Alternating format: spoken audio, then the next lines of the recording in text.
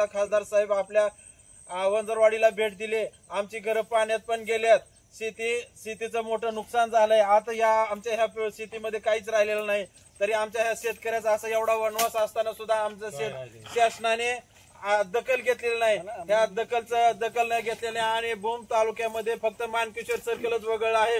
Mankeshwar circle मध्ये आमचं वंजरवाडी हे गाव आलेलं आहे। या गावामध्ये आमच्यावर जो अन्याय होत आहे तो अन्यायाला वाचा फोडण्यासाठी आमचा शेतकरी शेतात आलेला आहे आणि आज आमच्यावर जो अन्याय होत आहे तो शेतकऱ्यांनी न्याय द्यावा। आणि हे पाहता किती पाणी आमच्या शेतात आहे तरी सरकार सुद्धा लक्ष देत नाही, तरी ते महसूल आमच्या वंजरवाडी हे मानकेश्वर महसूल मध्ये येत असल्यामुळे 20 किलोमीटर अंतर मानकेश्वर आहे।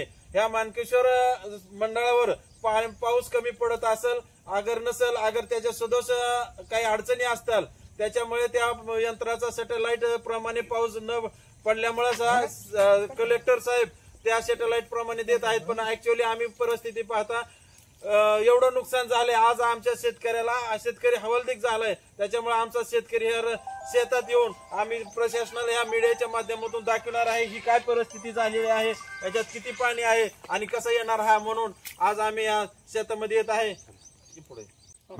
आमची पिकं पूर्ण वायाला गेली, आम्ही आता आत्महत्या केल्याशिवाय पर्याय नाही।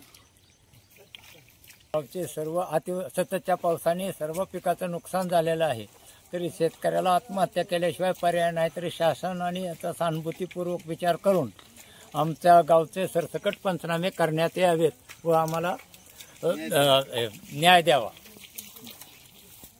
तालुक्यामध्ये 5 मंडळ आहेत।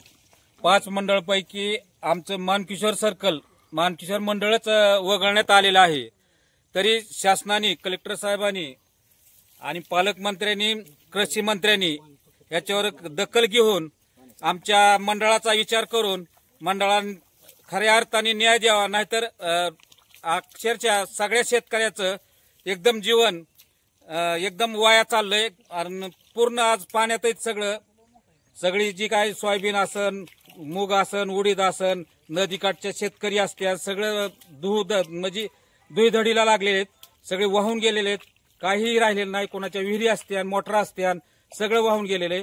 तरी ती जी काही शासनाने मानकेश्वर ह्याला हे बसवलंय आपलं ह्याचं पावसाचं, तर ती 30-35 किलोमीटरचं आमचं अंतर येतो, तरी तिकडं खाली काय पाऊस पडलेला नसल्यामुळं इकडे पाऊस आमच्याकडे अति झालेला आहे, अति नुकसान आमचं पूर्ण झालेलं आहे। तरी शासनाने आमची दखल घ्यावी, नाहीतर बऱ्याच लोकांचं असं आत्महत्या केल्याशिवाय पर्याय उरलेला नाही। तरी आमच्यापासून एक भूम आमचं एक शिवा म्हणजे आमचा भूमचा शिवच आहे।